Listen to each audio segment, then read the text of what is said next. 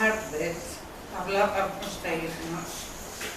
Entonces nos quedábamos sentados en silencio, sin mirarnos apenas, absortos en el riesgo de la nada, con el último libro abierto por la página no escrita de las intimidades insonoras, con las manos buscando inmediaciones, con la resignación apadrinada como una pobre huérfana translúcida, con nuestro tiempo caligrafiado con borrones de tinta de todos los colores.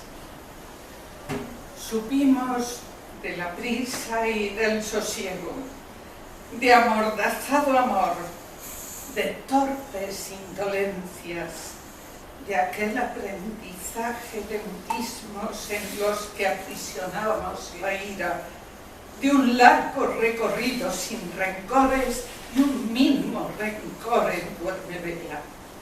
Nos contamos tantas historias de nuestro tiempo incógnito que ya no necesitábamos palabras para entender el mito de silencios larguísimos con los que bordeábamos el círculo de un tiempo fatigado.